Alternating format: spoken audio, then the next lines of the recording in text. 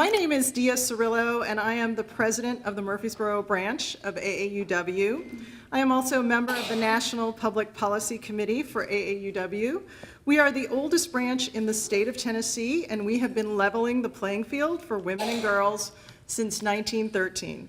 The American Association of University Women is the nation's leading voice promoting equity and education for women and girls. Since our founding in 1881, AAUW members have examined and taken positions on the fundamental issues of the day: educational, social, economic, and political. Our mission is advancing equity for women and girls through advocacy, education, philanthropy, and research. AAUW was instrumental in securing a woman's right to vote. It has advanced women in STEM disciplines, including providing research grants for Marie Curie. There are over 180 members across the nation. In Tennessee, there are 7 active branches throughout the state in Memphis, Martin, Nashville, Knoxville, Maryville, Oak Ridge, and Murfreesboro. Students are welcome to join at no cost to become e-affiliates. Membership requires at least a 2-year college degree. How can you help us level the playing field for women and girls? Attending tonight's panel discussion goes a long way. If you have time to spare, we invite you to join us staffing the Murfreesboro Half Marathon in October, which helps us to cover operating expenses. Tonight only, we are offering half-priced annual dues at $36 to anyone who signs up for membership. So please be sure to stop by our branch table to pick up our fall calendar and learn about these opportunities. We are very excited about this panel tonight, and in the room we are being joined by 2 individuals who are running for public office: Laura Bowling for Tennessee House District 34. Good evening, Laura. And Gail Jordan, Tennessee Senate District 14. Good evening, Gail. What's at stake for women and children in this election? This is a big question on our minds and yours as well. Tonight's panel gives us an opportunity to hear firsthand from nonpartisan, nonprofit organizations that work on behalf of women and families on the Hill in Nashville and with our congressional delegation. We will explore practical issues that can greatly improve the well-being of women and families. These issues often don't receive the public attention they deserve. We hope to rectify this evening. In partnership with the MTSU chapter of the American Democracy Project and the League of Women Voters of Rutherford County, we are hosting a voter registration table. Tennessee ranked 50th out of all 50 states in voter turnout. As a state, we ranked 42nd for women's turnout. By voting, we can make Tennessee fairer and more economically vibrant.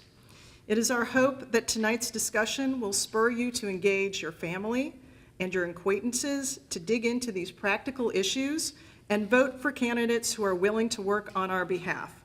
It is my pleasure to introduce to you tonight's remarkable and award-winning moderator and panelists.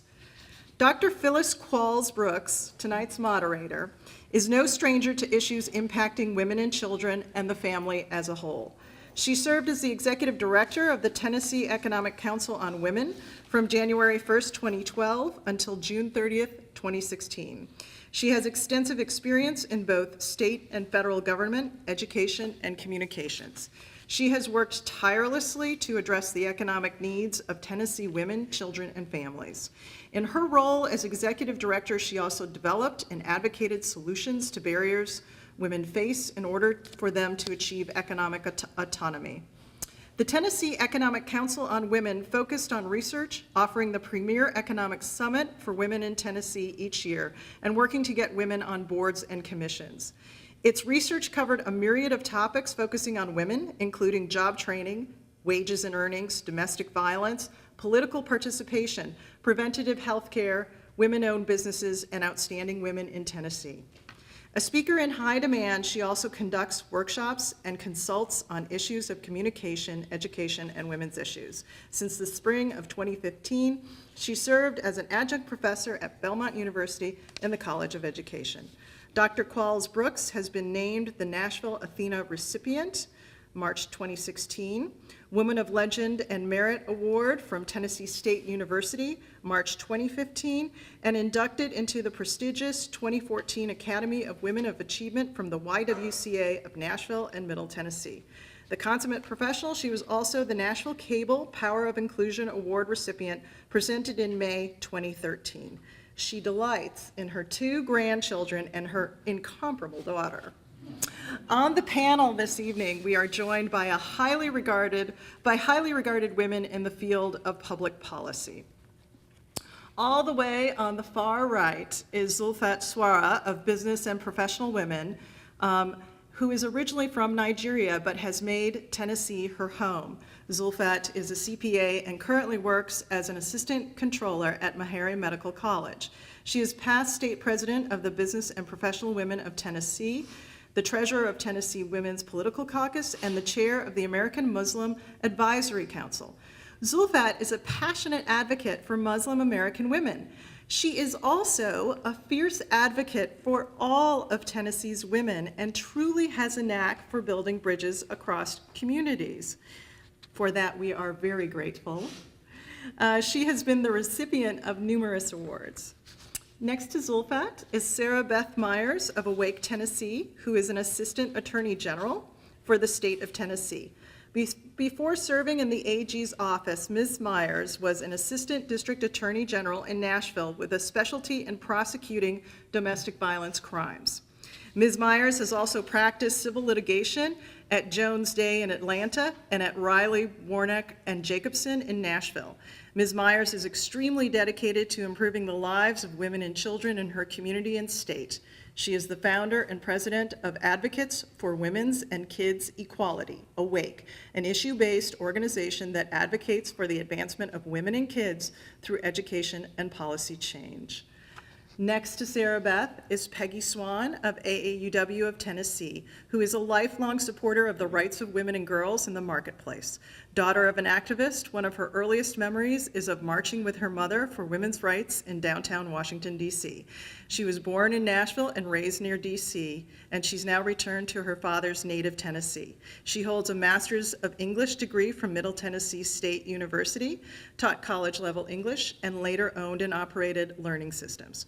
Currently serving as the AAUW of Tennessee Public Policy Chair, she is implementing a grant from National AAUW with a focus on the vital role of equal pay in growing our economy and growing families. She is also working on a voter issue guide for that grant, including 3 top policy priorities: equal pay, college affordability, and campus sexual assault.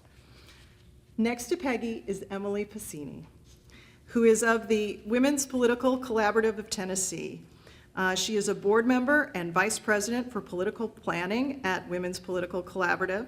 With nearly 2 decades of experience in campaign management, coalition building, and grassroots advocacy, Emily was named a 2016 Top 40 Under 40 by the American Association of Political Consultants. She is a partner at Greenlight Media Strategies, a woman-owned consulting firm. A native of Little Rock, Arkansas, Emily holds a bachelor's degree from Rhodes College and a master's degree from the University of Memphis.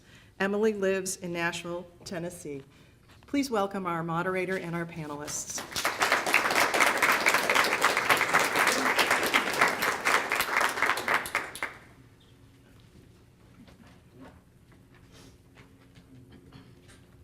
Good afternoon, good afternoon.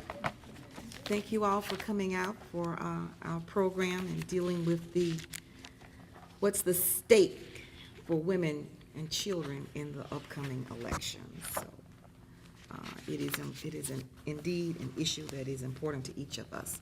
Dia, thank you for that introduction, and you can read about her since no one was able to introduce her. So you can read about her in our printed program. Our panelists will each have 3 minutes on whatever issue that they are discussing. And Dr. Wyatt is in the back, I think. Well, she'll return in a second.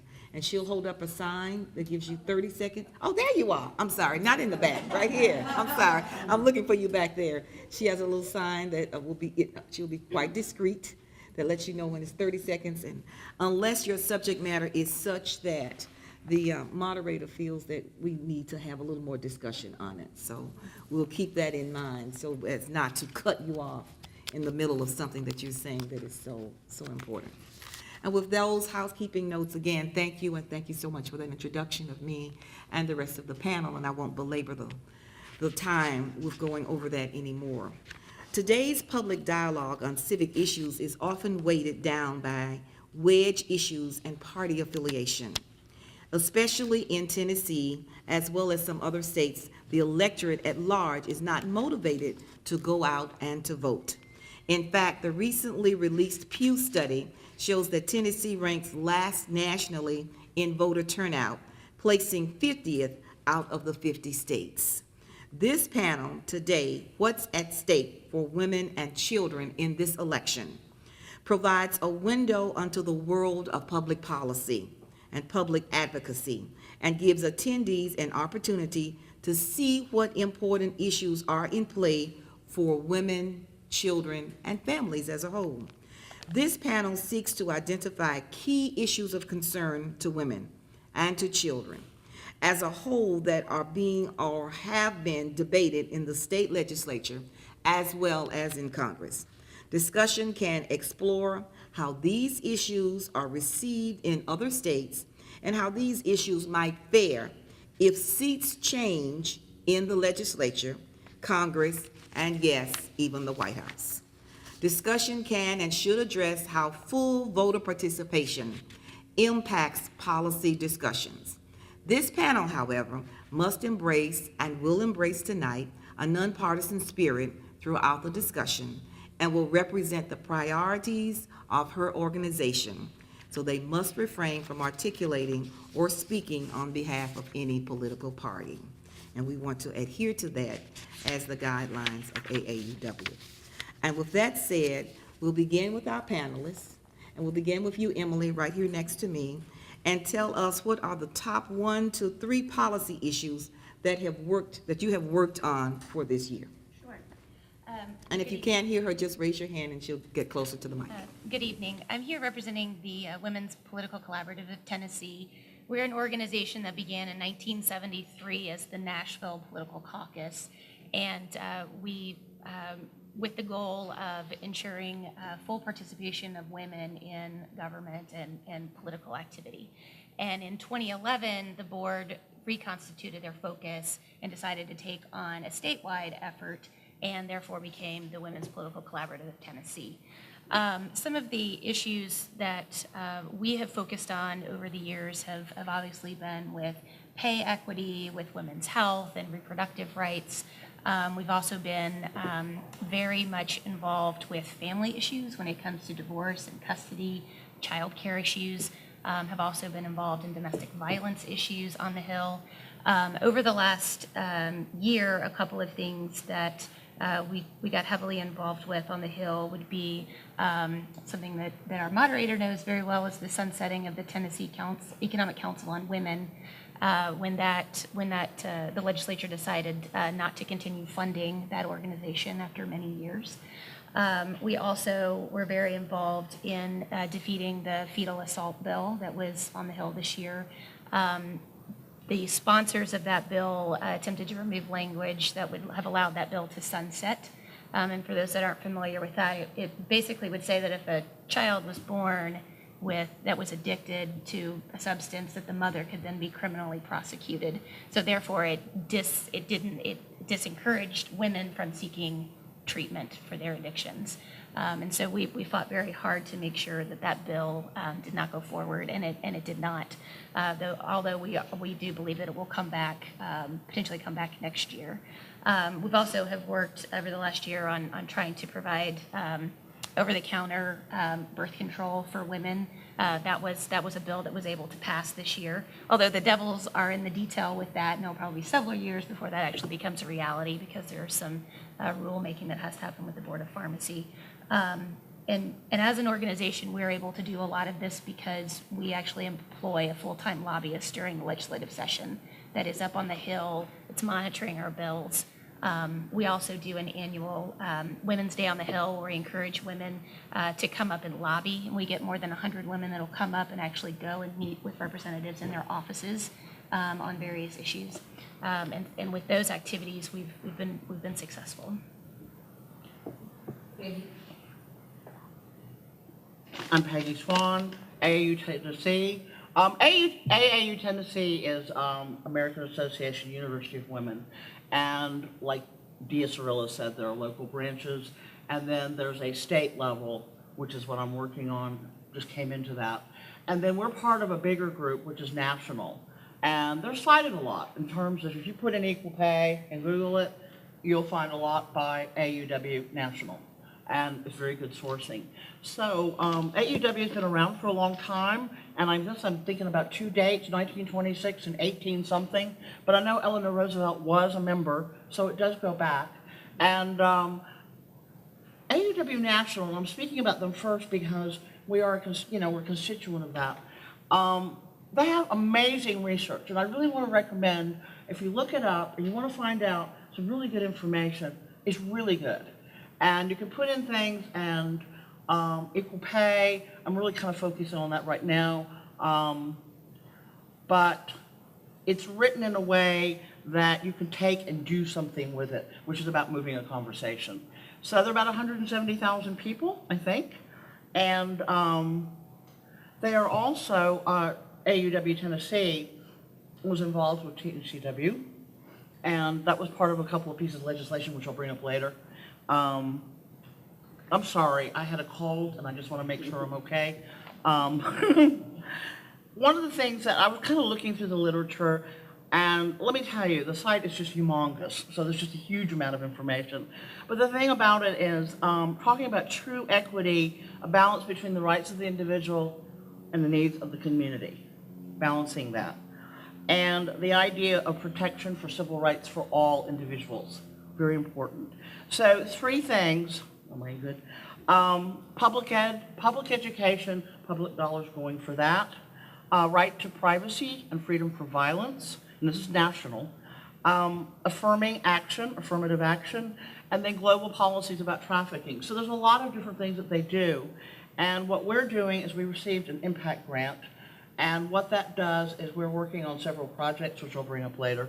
But those kind of involve what we're doing with AU Tennessee. Thank you. Thank you, Peggy. I'm not. Oh, no, it's fine. It's I'm like, finished. We're all squashed up here together. We're one big happy group. No, it's fine. I'm Sarah Beth Meyers. I am founder and president of Advocates for Women's and Kids Equality, or AWAKE, so it's easy to remember if you think wake up. That is our goal, to get your attention. We advocate for the advancement of women and kids through education and policy change. Now, that sounds extremely broad, but we are quite strategic in the goals that we have set, and predominantly what we are doing is we are ensuring that issues that are not being addressed in other forums are going to be addressed by us. So gaps in legislation, gaps and loopholes that exist in the law that need to be modernized and updated because women and kids are being disproportionately affected by our current laws and policies that maybe sometimes get, pushed by the wayside by other big ticket items, such as, pro-choice. Who's pro-choice? Who's pro-life? We have gay rights. We have all of these issues that are currently gun violence, for example. These are big issues that get national attention. But unfortunately, what tends to happen then is we have smaller issues, seemingly small, that have a huge impact that are not getting attention. And I have a few examples of what those are. But in Tennessee, what are our biggest problems? That's what we're looking at in terms of scope. Domestic violence is one of the worst problems that our state faces because we are consistently in the top 10 of the worst, most dangerous states for women to be killed by men. Top 10 consistently. In addition to that, 1 out of 4 children live in poverty, below the poverty line. That is an astounding number if you think of 1/4 of our population of kids as living in poverty. So what can we do as an organization to affect this change? We have drafted, lobbied, and passed 5 pieces of legislation. In the past few years that we've existed, we're at 100% passage rate at this point. I hope I will always be able to say that. Now, we are new, so maybe we have time, but I'm confident that we will continue to do well because we've been very strategic in how we've gone about picking those policies and moving them forward. So domestic violence, 3 of our bills actually have specifically addressed issues in domestic violence, loopholes that existed previously that we have closed, or opportunities that we have expanded for women and kids. In addition to that, a women's health issue. How many of you here have heard of cytomegalovirus? Oh, gosh. This is fast. Okay, a few hands. That's actually more than I've seen in a group usually. One of our bills that passed last session was on CMV and CMV awareness. Basically what it is, it's like a common cold. You could have it right now. Room clear. But most people have the antibodies for it. And what happens when you have the antibodies for it, you're fine, but if you get pregnant and you do not have the antibodies for it, then it can actually attack the fetus and have profound birth defects on the fetus. From anything asymptomatic to death, but most commonly hearing loss and cerebral palsy. 1 in 150 babies are born with this condition, and that means in Tennessee, approximately 600 to 800 babies every year are currently still being born with CMV. It's preventable, and nobody knows about it. So it is more common than Down syndrome and fetal alcohol syndrome combined, but everyone has heard of those things. And in many cases, those are not preventable in terms of Down syndrome. That's not preventable that we know of right now. So we designed a bill modeled after the breast cancer awareness bill that requires a healthcare provider to inform a woman who they deem is at risk of contracting CMV about what it is and how to prevent it. And they can do that any way that they would like. They can do it via website, a handout, orally, but that information needs to be conveyed. Women need to be educated so that we can do something about these issues over which we have control. So in addition to that, we have educational programs, but I know my time is up and I will get into those later. Thank you. Thank you. That was very informative. All right, Madam Zulfat. The Business and Professional Women was founded in 1919. It was at the time of war, and a lot of men were going to war, and then women were getting into the workforce. So the War Department decided to create what is called a National Women Council, which later became BPW. The idea was that as women are going into the workforce, that we need an organization that would protect or at least help them be there. So our mission is equity for women through advocacy and education as well. As I was hearing Dia and Emily speak and Peggy, I'm like, oh, we're all doing the same thing. And the irony is that actually when I was pulling up some things last night, I came across a bill that was passed in 2004. It was called the Equal Pay Remedy and Enforcement Act. It was passed by Governor Bredesen. BPW lobbied for that bill. In the language of that bill, it actually talks about the job of the Tennessee Economic Council on Women, and that the Economic Council of Women should actually go and do a study on wage disparities and equity for women in the workforce. What is so sad about that is that this is how many years after all the studies and after all of us working on this tirelessly, we're still talking about equal pay. We have so many organizations working on it, and so something has to give. Maybe the information is not getting out as it should, I don't know. But BPW does equal pay every year. We're a national organization when we started, but in 2009, the national organization became the foundation, and all the state organizations are now autonomous. We have branches in counties and cities across the state from east to west. So on Equal Pay Day, we actually do a lot of education. We get proclamation from our mayors, our city council. We usually do the payday candy bar. I don't know if you've ever seen any of our campaigns, trying to just get the word out. And the irony is that every year when we do this, or we go to a restaurant and ask them to let the women pay 70 cents per dollar and let the guys pay $1. Or last year, we had somebody in front of the courthouse actually trying to iron a $1 bill, letting people know how women has to stretch that dollar to be able to pay for it. So we do a lot of things to bring awareness to this issue that is still going on. If an organization has been around since 1800s about equity and we're still not, then it means that there's still something that we had to do. So some of the things we've done locally, when I became president, it dawned on me that we are working so hard and we're all working around the same issues. But oftentimes when we do our Day on the Hill, we have 20 members, they have 20 members. So 4 years ago, BPW decided and contacted all these fine ladies and the organization about doing a joint Day on the Hill, so that when they have a bill that they pull forward, it won't just be their members, it will be all of us that are talking about it. So the Economic Council bill was one that we worked on. The Pregnant Women Fairness Act was another one that we worked on. We also have worked on bills concerning domestic violence. The statute of limitation on the processing of rape kit was one that I'm proud that we're all working with the Tennessee Economic Council on domestic violence, Coalition to End Domestic Violence, wherein they have rape kits in places like Memphis that haven't been processed for years. And what happened is because there's a statute of limitation, when it's time to take the culprit or the offender to court, there's no evidence because they cannot use that. They cannot process the case anymore because there's no evidence. So now they've removed the statute of limitation on the processing, and that way the victim get their day in court. So those are some of the things that we've worked on in the past. And I think I don't know if she raised up time or not, she did. So we'll get more into it, but I'm excited about the opportunity for us to talk about some of these issues that are local, state, national, that we all can get into, and hopefully we can stop talking about it. I'm praying for that. Okay. As we follow up with you, we're going to start with you, Peggy, on this question, and it really follows up what you first said. What has worked in gaining traction with the state legislature or the city council or Congress on some of the issues you worked with this past year?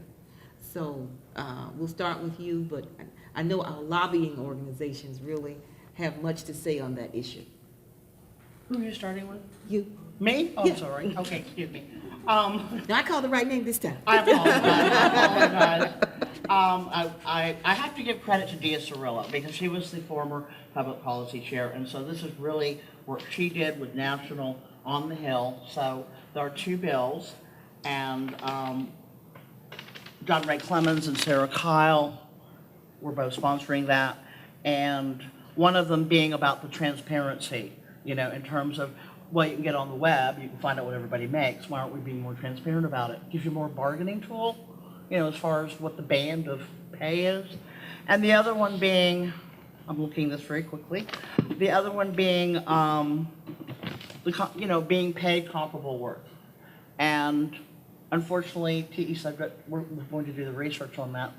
But still today, and I guess I'm kind of jumping ahead a little bit, but I've been really thinking about this a lot, about equal pay being talked about a lot. People know what that is, but it doesn't seem to change, or at least in a way that would be really, would show some results. So part of that is, what are ways that people who can think about economic prosperity, people want economic prosperity, right? That's one of the words we use. People want to grow families. So in a way, a lot of the things we're talking about make that happen. And so instead of that being front end, I started thinking about that is so important and really making that really happen. Not in, but it's trying to present that in a way that, and I think being a nonpartisan, that's where it's really helpful, is to talk to people on the Hill. And I was up there that day and just walking around with a group of us and going to each legislator, and it's wonderful. It really is to just talk and find ways to talk about, and some of the responses you get. And I would say it's not partisan, it's politics, which is what Nancy James says. And so give credit. So really for me, what this has been, and I think people in it, is the idea of going up and taking an issue and finding ways to talk about it and find common ground. And then find a way, and I think in those two bills, it's up there, It's still there. And moves can be made to change that argument and move the conversation. So I think that public policy is really valuable that way. Thank you. Sara Beth? All right. So this is what has worked with gaining traction in the state legislature. And I think there are a variety of things that we can all do to influence what is going on. One is showing up because they are thrilled when non-paid lobbyists show up because they took the day off, they got childcare, and they are there because they care about a particular issue. And we have found that in the legislation that we have proposed, it really helps to have a point person in terms of who is the poster child for this issue and why does this change in the law need to occur. And so, for example, for our aggravated prostitution bill, it was an education just telling the legislators about what is aggravated prostitution. Is it just when you're annoyed or aggravated by the person soliciting you? No, it is someone who's HIV positive. And that person who's HIV positive and solicits someone for a sexual act, even the act of soliciting, not actually completing the act, is a felony. And it's a C felony. And it also lands you on the violent sex offender registry for life. Now, this disproportionately affects women because women are typically on the prostitution end, whereas the Johns are typically on the receiving end. And what happened then was there is a disproportionate number of women, because they were HIV positive, who could not access resources, such as domestic violence shelters that accept children, any facility that treats children, unless it's an emergency situation. They cannot get a job, as you know, next to a park or a school. And it basically prevented their rehabilitation and reintegration into society.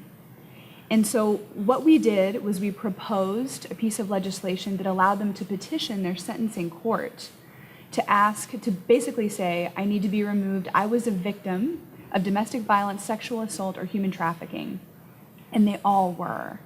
Every single one of those women who's currently on the registry was a victim of one of those horrible crimes. Now they have an opportunity to get removed from the sex offender registry. And we're very proud of that particular piece of legislation. But our poster child in getting that done was a former offender who was rehabilitated through a program called Magdalene Thistle Farms. She got her education, she got a job, she had custody of her children, and the legislators were able to see a successful person who, despite the way the law was now, think about what she could do if the law changed. This adversely impacted her in a way that other people in her situation who weren't on the registry could have access to other opportunities. She didn't have access to opportunities. We educated them, and it passed unanimously. So by using a real story, a real person, I think that has been the key to our success, and then using volunteers, because we have no paid staff. So that would be you all who could come, and if you are passionate about an issue, you can come and help get that passed. Thank you. Thank you.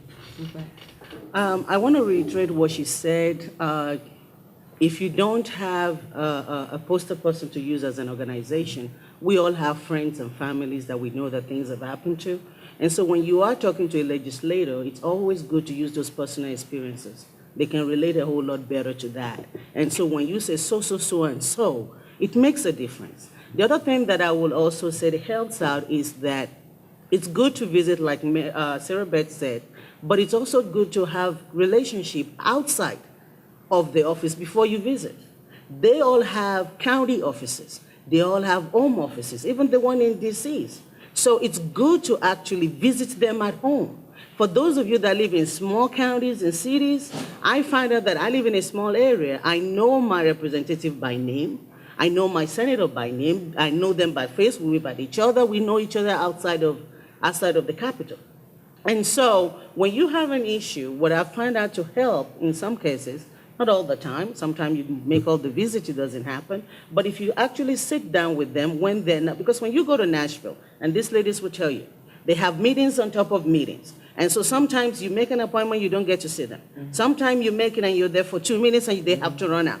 But when they're in their home offices, they usually have more time. And session is closed from May till December.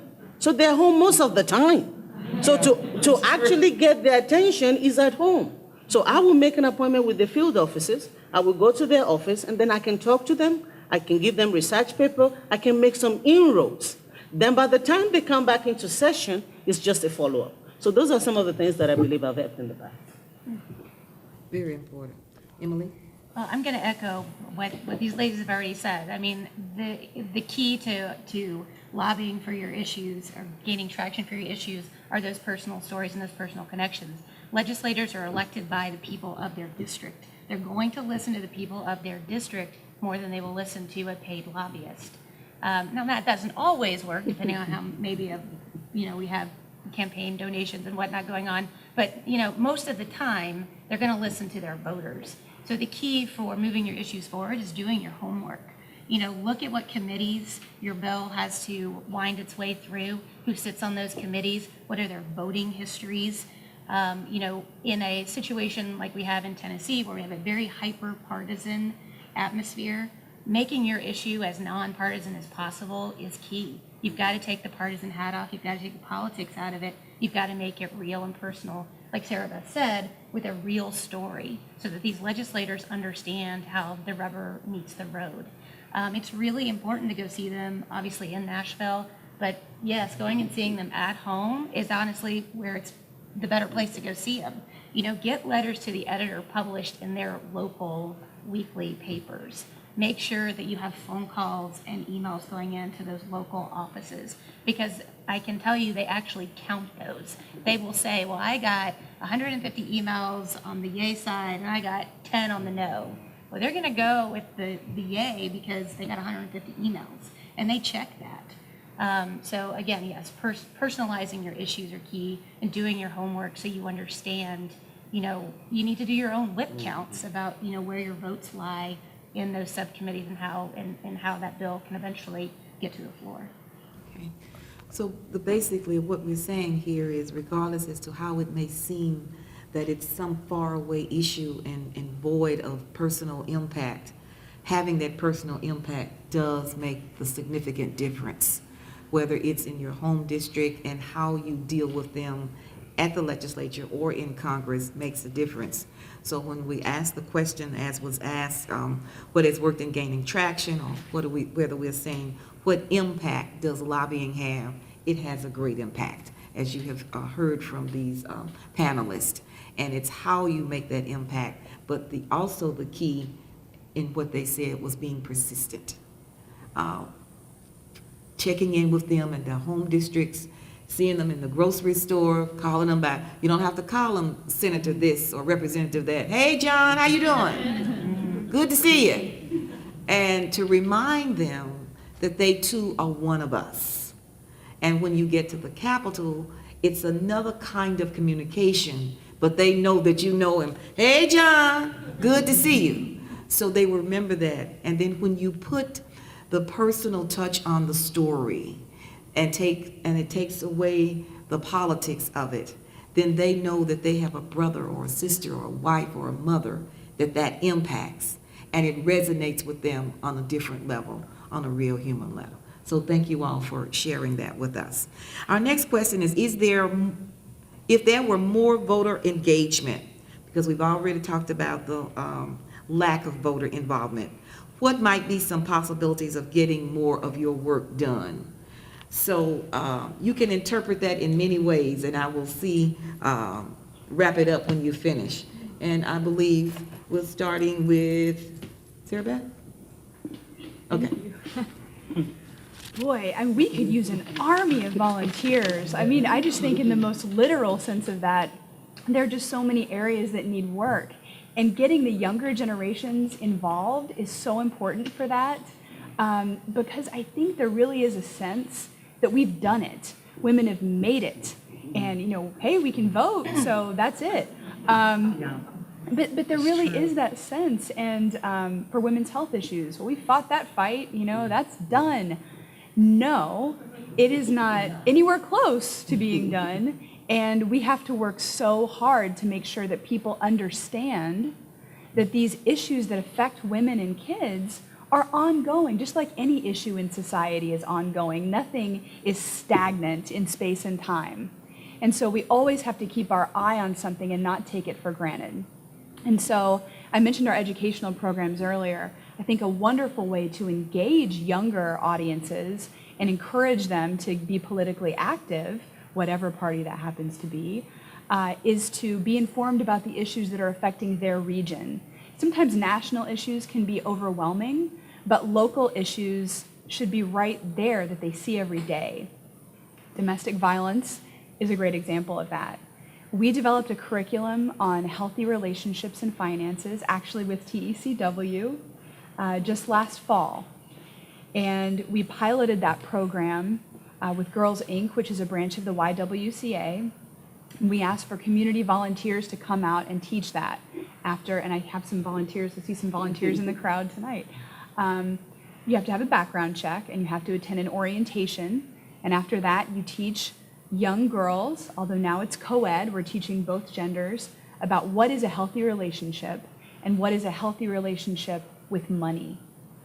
Because we need to break these cycles of violence and poverty. Those are issues that people see that are close to them. What can they do about it? Well, they can vote, but that's only ever so often. But what if they teach a class on it? And they could do that any point during the semester or over the summer. Just a couple of hours. And they get to work with these children on the ground and give them lessons that they aren't getting in other places. Healthy social media habits. Those are relationships with people, maybe people you don't even know that you're meeting online. What sorts of issues are facing the people that you know? And that is going to be how we get people more engaged. And so that is what we're focusing on, using the education element of our model, which is a building. You have a roof, the policy, you have a foundation, the grassroots level. You have to have both of those in order to have a structure in which people and society function. And we're aiming at that societal change. So that is the structure that we use, and so far it has been successful. Vote. I can't say enough. Vote. And vote in local elections. I think sometimes people think the federal is when it's federal election, every 4 years, everybody come out. But the issues that affect you the most are decided in the city council, in the county courthouses, at the state legislature. So people need to vote. If there's anything I can say, please vote. And then when you do vote, please hold your legislators accountable. Because your vote counts, your voice counts, so speak to it. You voted for someone because you know they're going to do something. So when they do get there, I better say, hey, John, you said in your campaign you were going to do A. We didn't see it yet. That is our right. But actually voting to me is not even a right, it's a responsibility. We all need to do it. And when we hear that we're the least in the country, that is very sad. A lot of people feel like, let them just decide it, it's already decided. No, it's not. Every single vote counts. And if you have something to say, that's where you do it. So for me, how do we get the electorate involved? People, please vote. And I'll also say that if you can, run for office. So if somebody always said, if you're not at the table, you're on the menu. If it bothers you enough, be part of it. Yes. So there's a lot of ways to get involved. Please be involved. We cannot sit by. That's the last thing that we need to do. So vote. Hold them accountable, and if they're not doing what you need them to do, run for office. Okay. Emily? Well, speaking of being on the menu, I'm going to give you a couple of numbers to think about. In the Tennessee State Senate, we only have 6 women out of 33 senators. In the Tennessee House, we only have 16 women out of 99 members. In Tennessee, 66% of people in Tennessee are registered to vote, and only 46.9% of women actually vote on a regular basis. And so we have, over the last few years in politics across this country, a lot of voter apathy People are becoming more and more distrustful of politicians and elected officials. We are becoming more and more hyper-polarized than we have ever been. Through the 70s, through the 90s, people, went back and forth voting Republican, Democratic on the same ballot. Today, more and more people just vote straight line tickets, which is what has, we are now in this situation where we're incredibly hyper-polarized. And so getting more people involved in the political process is really important.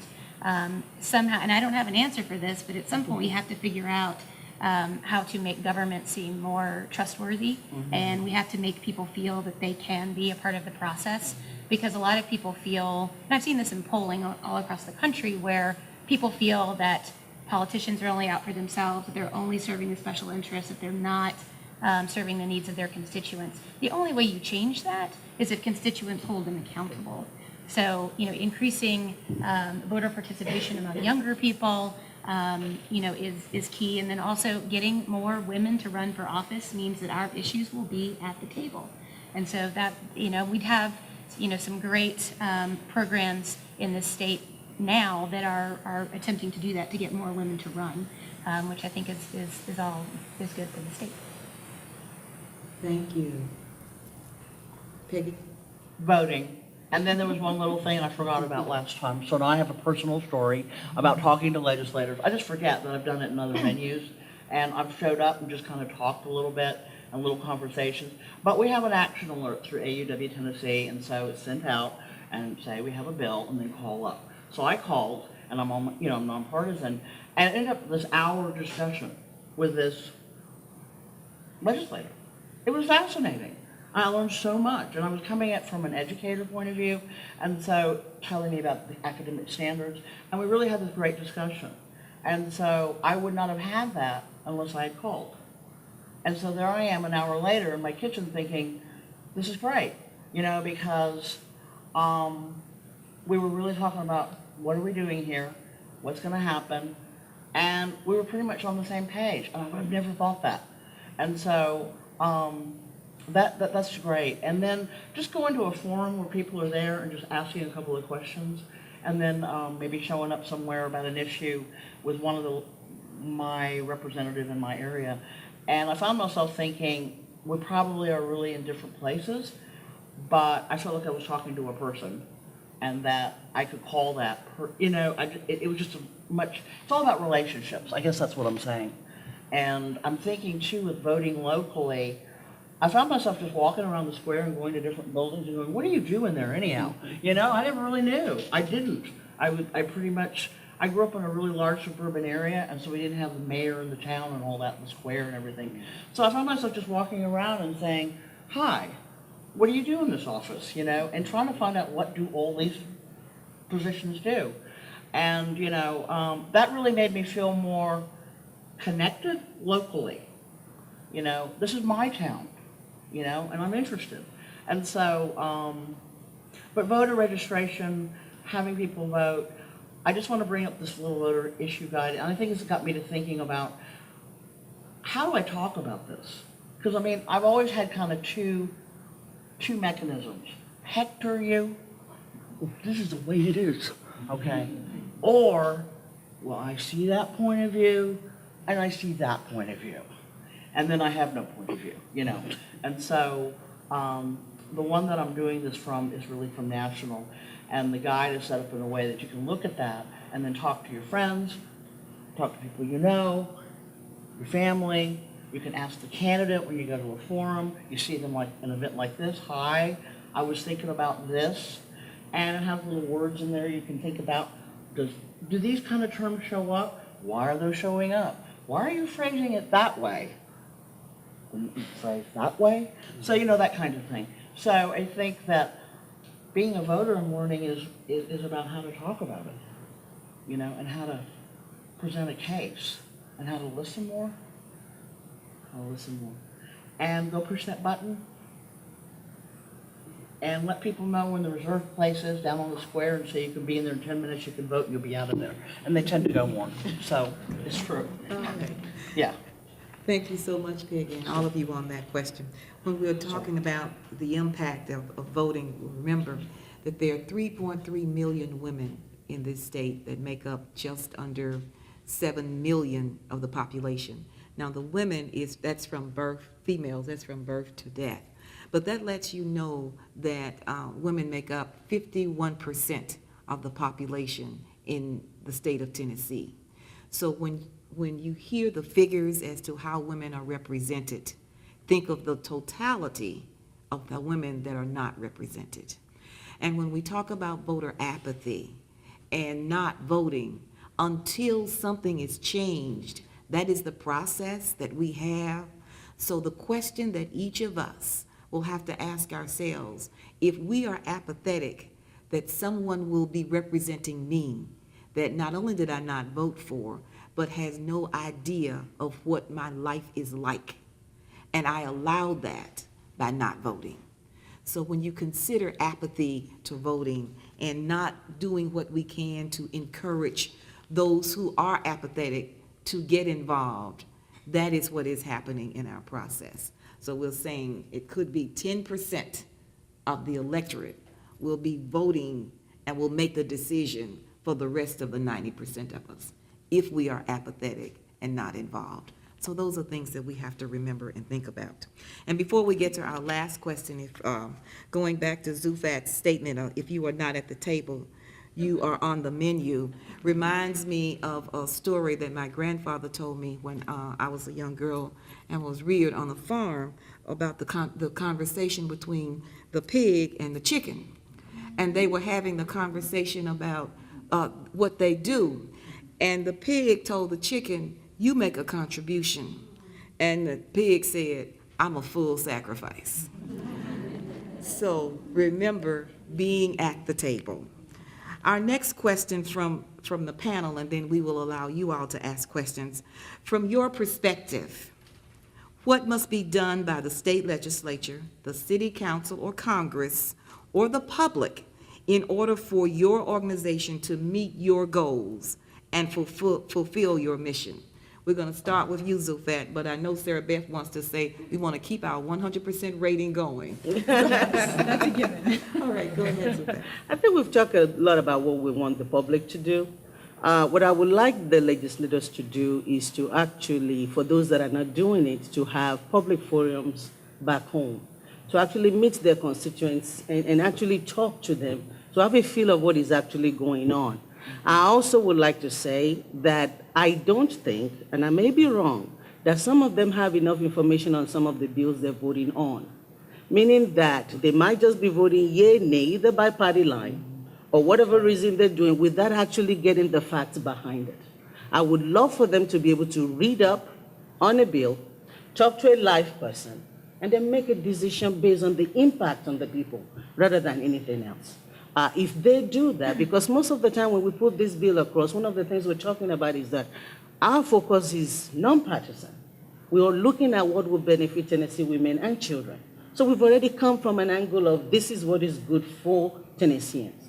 And so if they will take the time to actually listen, to meet with their people, to read the facts behind it, because if they did that, I think some of the bills that were not passing should have been passing. A good example is the sunset of the Tennessee Economic Council on Women.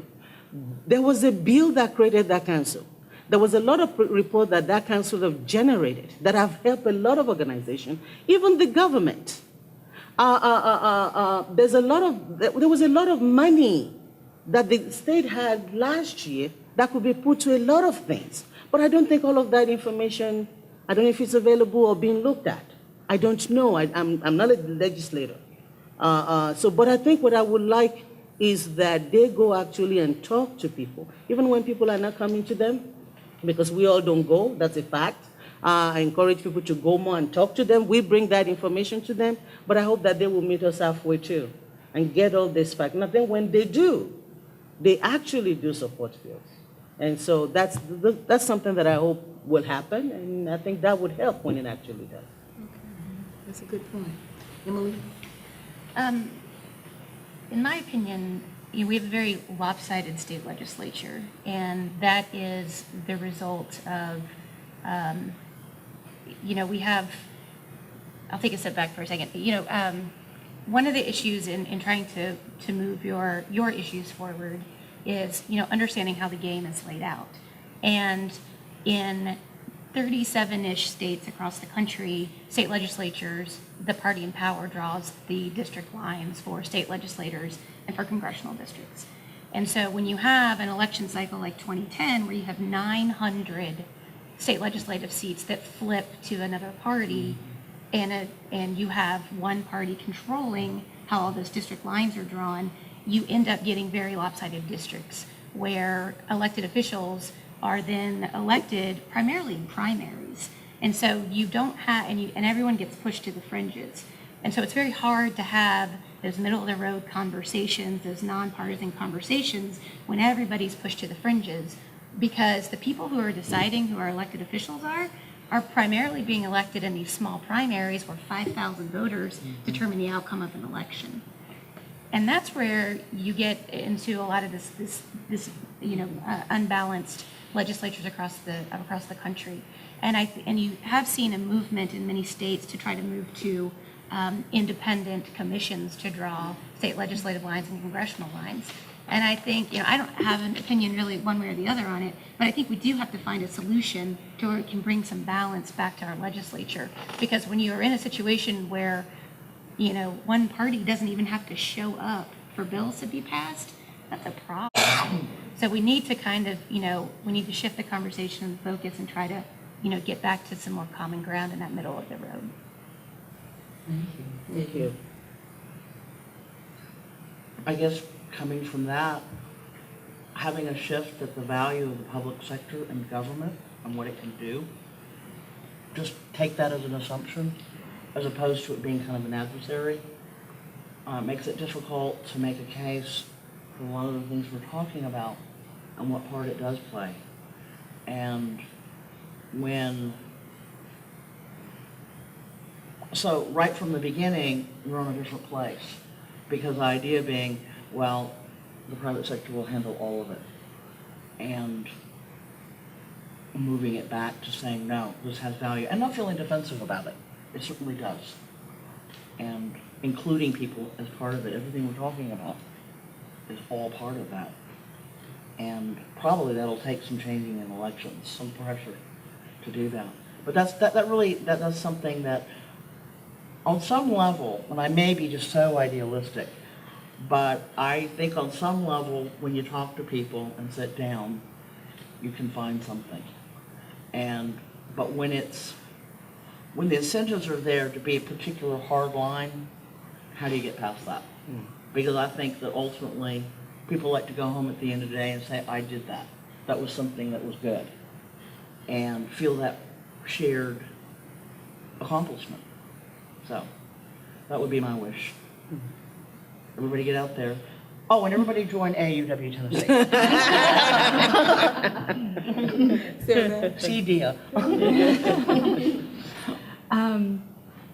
This is one of the more complicated questions, because it's the boots on the ground question. It's the nitty gritty. It's how do we get people to listen to us and to do what we want them to do? And I think that really, it has to be ideas. Ideas are nonpartisan. And to be able to have a discussion about an idea, a good idea, and to be able to convince people without using a donkey or an elephant, even though sometimes there is a donkey or elephant in the room when you're having the conversation, it can be accomplished. As long as you make sure that you have structured what you are planning to say in such a way that does not trigger that partisan impulse. There are a few buzzwords or trigger words that you can use that will tell a person sort of what your affiliation might be. Right. And you know what those are. Avoid those and focus on the meat of your issue. And when you do that, and you may find yourself working with people that you thought, oh my goodness, we don't agree on anything. And they are the champion of your issue. And that's what you have to focus on, is the issue, not the person, not the party, but the issue. And honestly, I think that's been our key to success, is making sure that we're focusing on the idea, the seed of a good idea. and then convincing people and convincing who are their friends, who typically votes with them, who's the caucus leader, or on the city council, like, what are the factions? Because there always are. And people have friends. It's human nature. So if you can convince a friend group around a person, that certainly helps too.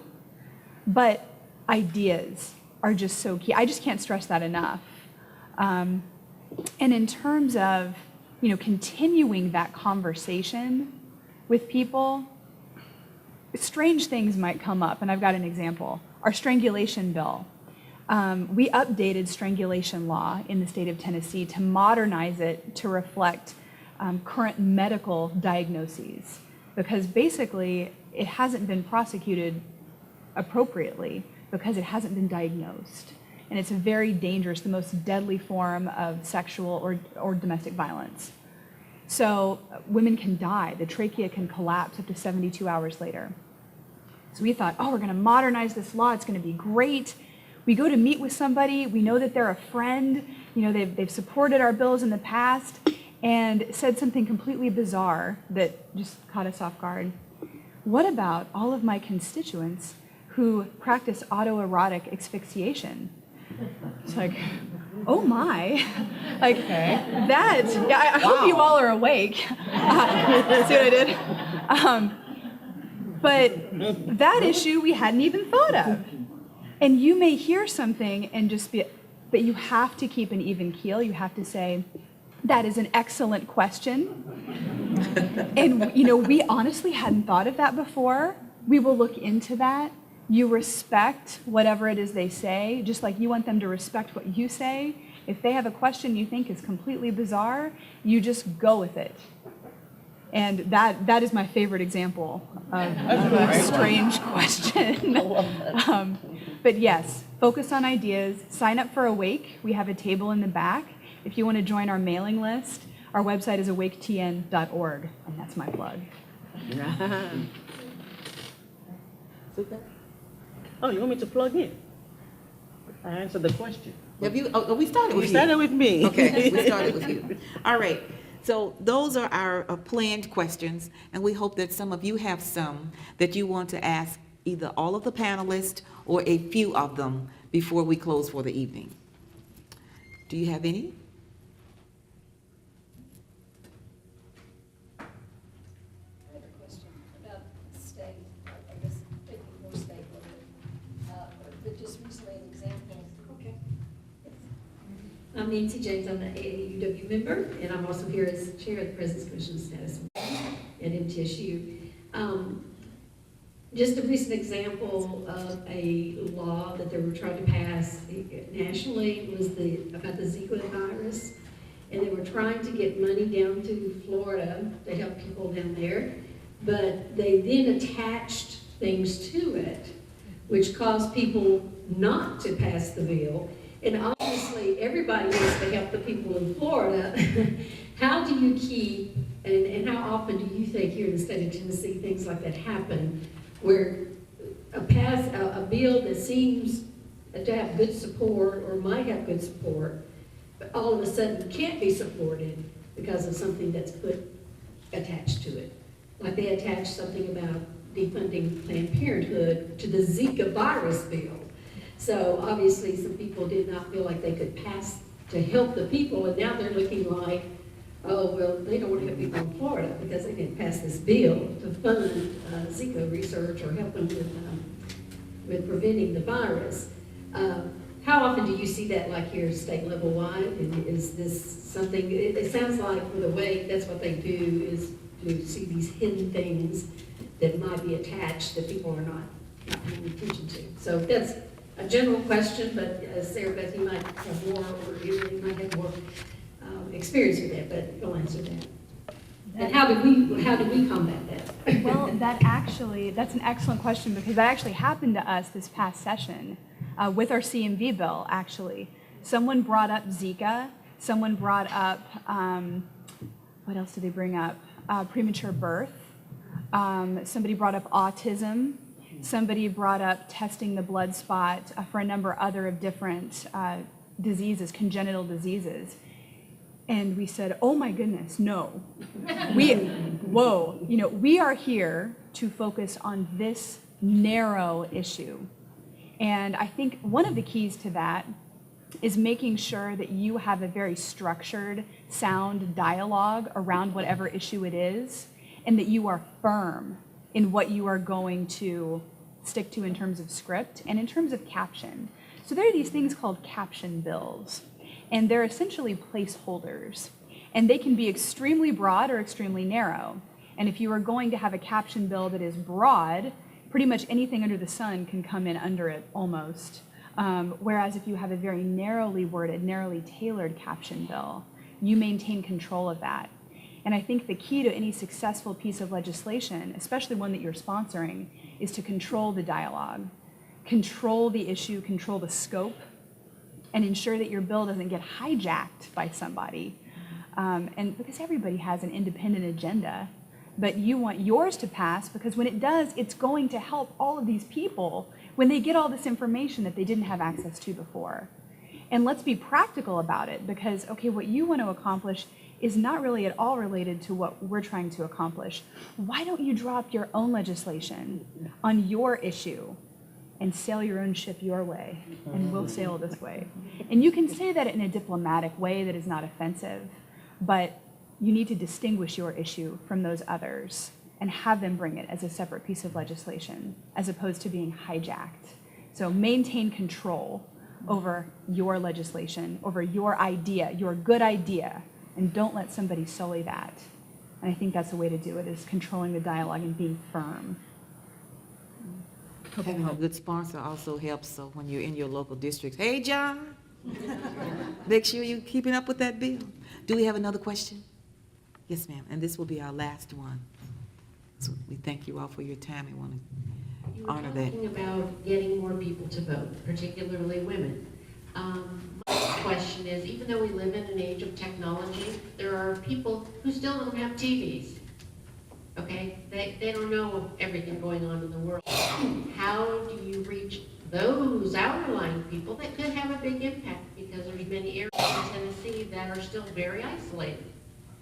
But how do you reach those people to let them know the importance of a lot of the issues you've discussed today so that they think, oh gosh, I'm one person, but one person can change the world, and you need to let them know that. So how could you communicate that? BPW is a statewide organization, and like I said, we have clubs in almost every small town in the state. So our local clubs usually do a lot of town hall meetings, we do a lot of voter registration, and we actually talk to people outside of the TV. So that's how we get people involved. We go to, when you have the Lions Club meeting, when they have the PTO meeting, when there's a teachers club meeting, there will be somebody there saying, okay, we have a voter registration table here. We need you all to register. And more often than not, we will invite people to our meetings, or we'll go to their meetings and tell them, because one of the sessions that I did for BPW at our annual conference was letting people know that sometimes we think of all this legislation as something that is happening out there. What is the impact of this legislation to you as a person? And so when you break it down to when somebody is sick, they're not at a job, that's a loss paid to somebody who is an employer, has a lost money to the county, your tax rate will go up, your real estate may go up. So it may not impact you directly, but indirectly, some of these things do affect you. And so that's how we break it down. And so we do that across the state because we do have local chapters. Anyone else want to add anything to that? I think in every single high school, so young men have to register for the draft. That happens, and that is consistent across the country. Why don't we have a program that registers everybody to vote, just like we do for the draft? We do it for that, and that's not a choice. I mean, they still have a choice to vote, but what if it's just everybody registers to vote? They can choose not to, but somebody comes to your school, or maybe even every month, at the beginning of the month, your birth month. If that's the month, you can register to vote, you're there. You've got somebody right there at the school and you do it, and you get it done. And again, it's not mandating that they have to vote.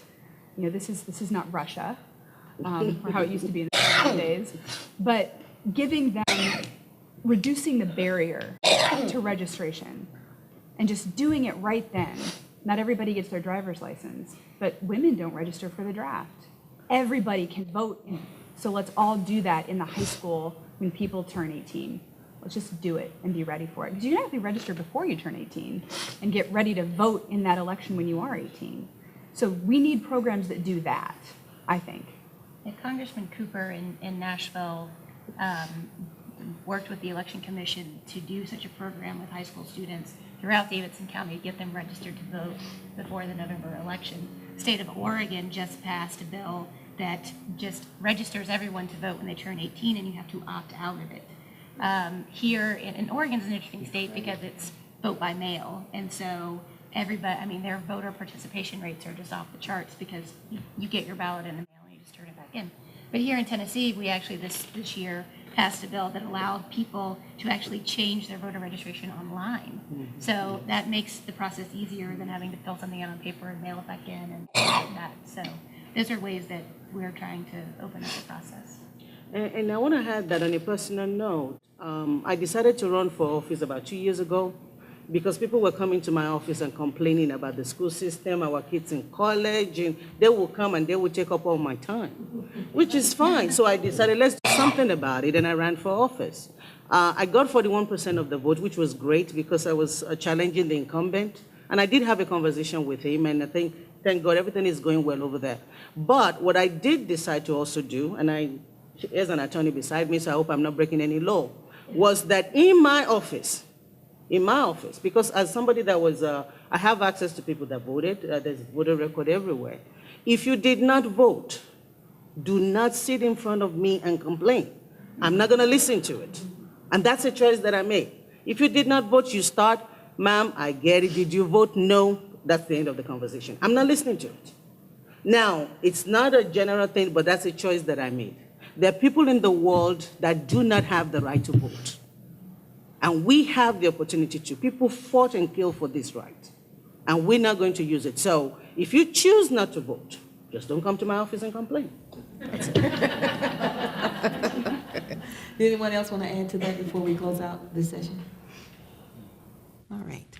I want to thank our panelists for doing such a great job. I learned a great deal listening to you, so thank you so much.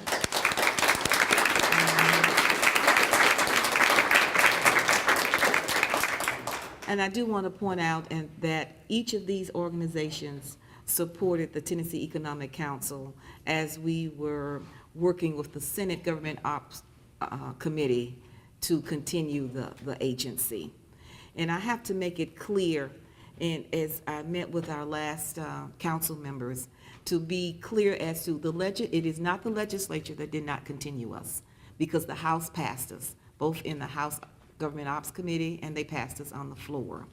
It was the Senate Government Ops Committee, 9 people on that committee. We were able to get 4 votes, and we needed 5. So because of that, the 18-year agency was discontinued as of June 30th, 2016. So it is a great void in the state and of the services. The foundation has adopted and continued to work with the policies and the programs that existed, the dynamic website that we had, and trying to work with some other statewide organizations to continue the work. So that's a kind of long process, but the foundation is trying to continue that so that we are not just, we disappear. The website is still up, and I still get notices that people are liking it and going to it and seeing it. So I want to thank these ladies and their organizations publicly for the support that you gave the Tennessee Economic Council, because we worked very hard, and you never could have convinced me that the council would not have been continued. And even till the day when they came and got my computer and my phone and my desk, is when I really had to accept it. You know, the 7 stages of death. I'm still bargaining. I'm still waiting on the special session or something. I just don't believe this. But because the agency no longer exists, doesn't mean that the work for women's issues ends. We continue it in a different way with forums like this. I want to thank Dia for working with me and saying, I said, "You sure you want me?" She says, "Yes, we want you to come." And I am so appreciative to have been here and been a part of this. So it's good work. We work together. And it was just a battle that we did not win. The war is far, far, far from over. I want to thank all of you for being here today, sharing your time and your energy. You certainly could have been in other places, but you chose to be here to listen and to learn and be motivated to speak and encouraged to participate in the electorate process. Because we are talking about voting, I want to point out that the Women's Suffrage Monument was unveiled in Centennial Park in Nashville a week ago tomorrow, Friday, which represents those women who fought for all women to be treated as equal citizens and have the right to vote. Not just one group, but everyone. So as we approach the 100th anniversary of women earning the right to vote in 2020, let us vote with conviction in every election. And our next one is this coming November. Dia, thank you very much.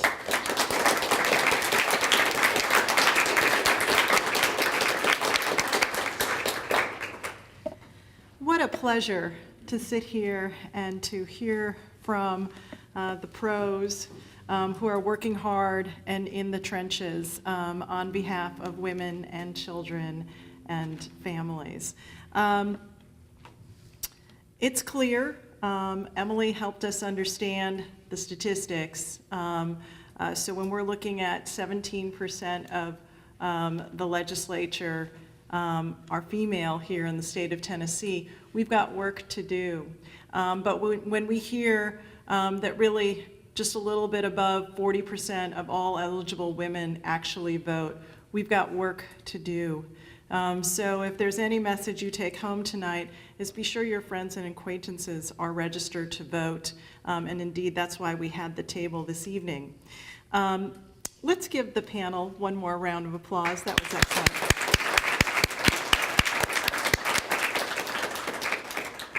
This panel would not have been possible but for the good graces of Middle Tennessee State University, who has hosted our branch meetings and our panel discussions. And I would just like to acknowledge some of the high-ranking women of Middle Tennessee State University. We have with us tonight from the President's Office, Dr. Gloria Bonner. Yes. We also had here tonight Dr. Jackie Eller, who is the interim provost for research and the dean of the grad college. We were also joined by Dr. Faye Johnson from the provost's office. So we thank you for joining us this evening. Certainly, for all of you in the audience, you made this event very worthwhile. We also have relied on 13 institutional partners who co-sponsored this event. And those organizations are MTSU's June S. Anderson Center for Women and Non-Traditional Students, the Women's and Gender Studies here at MTSU, the MTSU American Democracy Project, MTSU's President's Commission on the Status of Women, the Student Organization of AAUW, and of course our panel organizations, also the League of Women Voters of Murfreesboro and Rutherford County, the Domestic Violence Program. By the way, the Domestic Violence Program wants everybody to know, please stop by their table so you can register to win their chrysanthemum or the aster for the month of September. Women's and certainly women in higher education in Tennessee and Advanced Rutherford. I also need to thank my board, the board of the Murfreesboro branch. We heard from Nancy James. There's also Rachel Schultz, who's our communications officer, and Bethany Rye, who's our vice president of programs, and Veronica Bosnack, who's our finance officer, who's been here. I'd also like to acknowledge Jennifer Crow, who's the student organization president. Thank you, everyone, and with that, we're going to adjourn tonight's panel.